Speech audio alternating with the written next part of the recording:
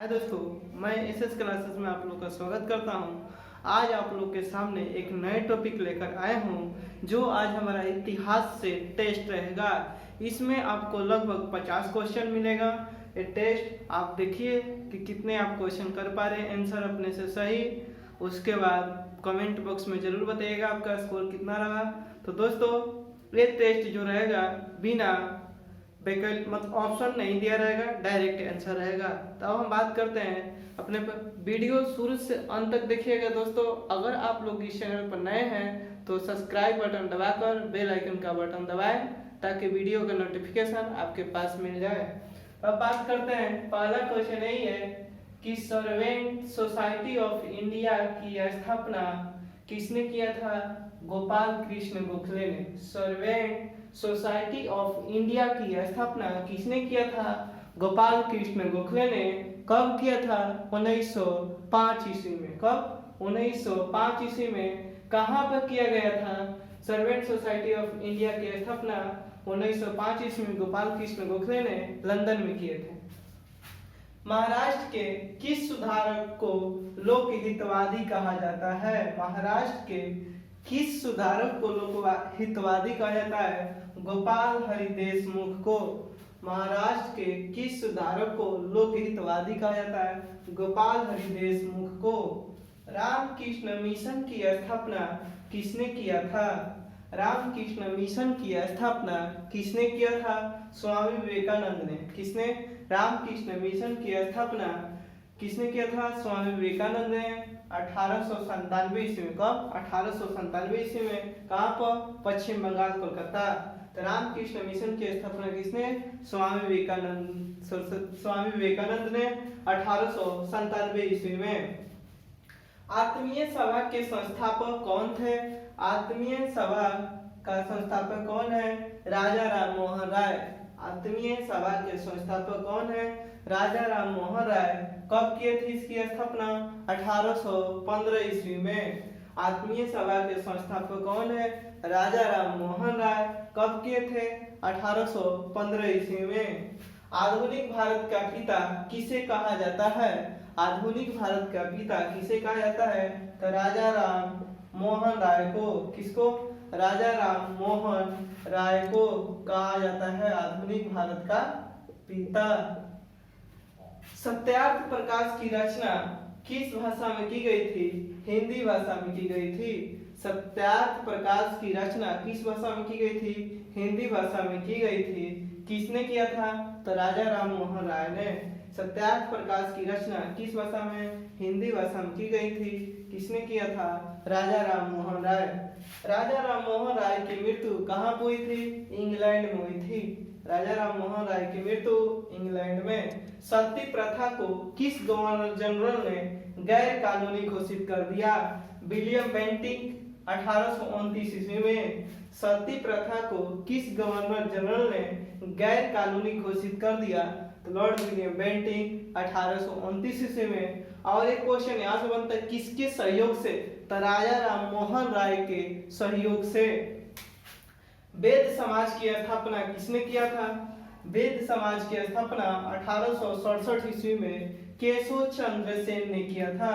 वेद समाज की स्थापना किसने किया था? 1867 ईस्वी में केशव चंद्र सेन ने। कहीं कहीं आपको देखने को मिल जाएगा श्रीधरालू नायडू। तो आप थोड़ा सा इसको कंफ्यूज मत करिएगा, ध्यान दीजिएगा। प्रार्थना समाज की स्थापना किसने किया था? तो इसमें 3 लोग थे, केशव चंद्र सेन, आत्माराम पांडुरंग एक और थे। सबसे ज्यादा इनका आता है तो आत्माराम पांडुरंग। तो प्रार्थना समाज की स्थापना किसने किया था? आत्माराम पांडुरंग। कब? 1867 ईस्वी में। भारत में पत्रकारिता का अग्रदूत किसे माना जाता है? भारत में पत्रकारिता का अग्रदूत किसे माना जाता है? तो राजा राम मोहन राय को। किसे भारत का मार्टिन लूथर कहा जाता है? किसे भारत का मार्टिन लूथर कहा जाता है? तो स्वामी दयानंद सरस्वती को भारत का मार्टिन लूथर कहा जाता है। डीएवी कॉलेज की स्थापना किसने किया था? लाला हंसराज ने किया था। कहाँ पर? लाहौर में। डीएवी कॉलेज की स्थापना किसने किया था? लाला हंसराज। वेदों के पुनरुत्थान के का श्रेय किसे जाता है? वेदों के पुनरुत्थान का श्रेय किसे जाता है? तो स्वामी दयानंद सरस्वती को। किसे? स्वामी दयानंद सरस्वती को। वेद भाष्य और वेद भाष्य भूमिका किसके द्वारा लिखी गई है? स्वामी दयानंद सरस्वती द्वारा। किसके द्वारा? स्वामी दयानंद सरस्वती द्वारा। वेद भाष्य या वेद भाष्य भूमिका किसके द्वारा? स्वामी दयानंद सरस्वती द्वारा। आर्य महिला समाज की स्थापना महाराष्ट्र में किसके द्वारा की गई? आर्य महिला समाज की स्थापना महाराष्ट्र में किसके द्वारा की गई? पंडिता रमाबाई द्वारा। किसके द्वारा? पंडिता रमाबाई द्वारा। किसने कहा कि पुनः वेदों की ओर चलो, ना कि वैदिक काल की ओर? किसने कहा कि पुनः वेदों की ओर चलो, ना कि वैदिक काल की ओर? तो अरविंद घोष ने कहा था। किसने? अरविंद घोष ने। राजा राममोहन राय का जन्म किस राज्य में हुआ? बंगाल में हुआ था। कहाँ हुआ था? बंगाल में। तो फात उल मुहावदीन पुस्तक किसने लिखा? तो फात उल मुवाहिदीन पुस्तक किसने लिखा था? तो राजा राममोहन राय ने लिखा था। राजा राममोहन राय ने। ब्रह्म समाज की स्थापना किसने किया था? तो 1828 ईस्वी में राजा राममोहन राय ने। ब्रह्म समाज की स्थापना कब की गई थी? 1828 ईस्वी में। किसने किया था? राजा राममोहन राय। आर्य समाज की स्थापना कब की गई थी? 1875 ईस्वी में। कहाँ पर? मुंबई में। आर्य समाज की स्थापना कब की गई? 1875 ईस्वी में। कहाँ पर? मुंबई में। तत्वबोधिनी सभा की स्थापना किसने किया था? तत्वबोधिनी सभा की स्थापना देवेंद्र नाथ टैगोर ने। तत्वबोधिनी सभा की स्थापना किसने किया था? देवेंद्र नाथ टैगोर ने। मिरात उल अखबार का प्रकाशित किसने किया था? मिरात उल अखबार का प्रकाशित किसने किया था? राजा राममोहन राय। किसने? राजा राममोहन राय। किसे सुभाष चंद्र बोस ने मुग्धदूत की उपाधि दी? किसे सुभाष चंद्र बोस ने मुग्धदूत की उपाधि दी? तो राजा राममोहन राय को। किसे? राजा राम मोहन राय को। कोलकाता हिंदू कॉलेज की स्थापना, कोलकाता हिंदू कॉलेज की स्थापना राजा राममोहन राय ने किसकी सहायता से की थी? तो डेविड हेयर की सहायता से। कोलकाता हिंदू कॉलेज की स्थापना राजा राममोहन राय ने किसकी सहायता से की? डेविड हेयर की सहायता से। राजा राममोहन राय किस मुगल बादशाह का मुकदमा लड़ने के लिए लंदन गए थे? राजा राममोहन राय ने किस मुगल बादशाह का मुकदमा लड़ने के लिए लंदन गए थे? अकबर द्वितीय के। किसके लिए? अकबर द्वितीय के लिए। प्रथम भारतीय महिला विश्वविद्यालय की स्थापना किसने की? प्रथम भारतीय महिला विश्वविद्यालय की स्थापना किसने की? प्रोफेसर डी के कर्वे। प्रोफेसर डी के कर्वे। किसे महाराष्ट्र का सुकरात कहा जाता है? किसे महाराष्ट्र का सुकरात कहा जाता है? महादेव गोविंद रानडे को। किसकी मृत्यु पर मैक्स मुलर ने कहा भारत ने अपना श्रेष्ठ पुत्र को खो दिया? केशव चंद्र सेन के मृत्यु पर। किसके उदारवादी व्यक्ति के कारण समाज में ईसाई, मुस्लिम तथा पारसी पुस्तकों का पाठ किया जाने लगा था? तो केशव चंद्र सेन के उदारवादी कारण। केशव चंद्र सेन।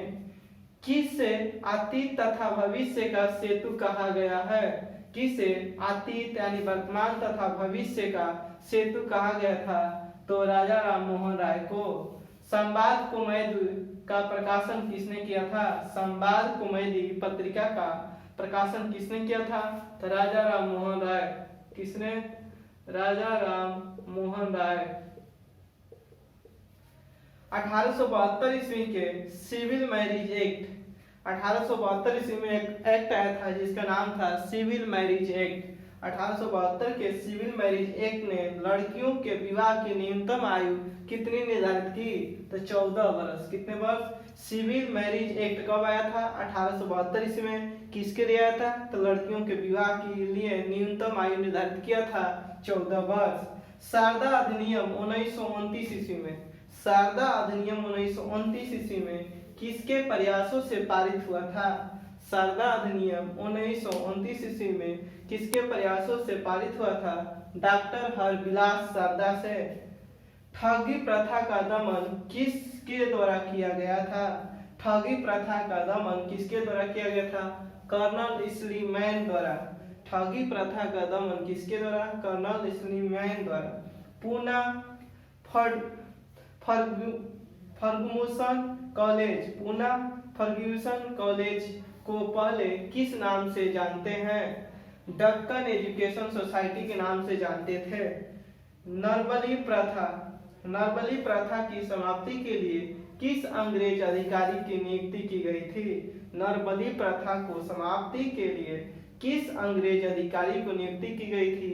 तो कैंपबेल के। किसके? कैंपबेल को नियुक्ति की गई थी नरबली प्रथा को समाप्त करने के लिए। 9 दिन का प्रातः तारा किसे कहा जाता है? 9 दिन का प्रातः तारा किसे कहा जाता है? तो राजा राम मोहन राय को। 9 दिन का प्रातः तारा किसे कहा जाता है? राजा राम मोहन राय को। Precepts of Jesus, precepts of Jesus पुस्तक का प्रकाशन किसने किया था? प्रीसेप्ट्स ऑफ जीसस पुस्तक का प्रकाशन किसने किया था? राजा राम मोहन राय। राजा राम मोहन राय। कोलकाता में यूनिटेरियन मिशन की स्थापना किसने किया था? कलकत्ता में यूनिटेरियन मिशन की स्थापना किसने किया था? राजा राम मोहन राय। राजा राम मोहन राय। साधारण ब्रह्म समाज का गठन किसने किया था? आनंद मोहन बोस। साधारण ब्रह्म समाज का गठन किसने किया था? आनंद मोहन बोस। सुभाष शुभ समाचार पत्रिका का संपादन किसने किया था?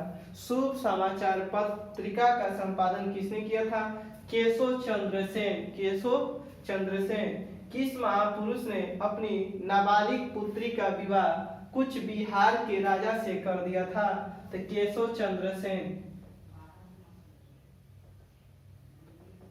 केशव चंद्र सेन ने, किस महापुरुष ने अपनी नाबालिग पुत्री का विवाह कुछ बिहार के राजा से कर दिया था? तो केशव चंद्र सेन। डक्कन एजुकेशन सोसाइटी की स्थापना किसने किया? डक्कन एजुकेशन सोसाइटी की स्थापना किसने किया था? तो महादेव गोविंद रानडे। महादेव गोविंद रानडे।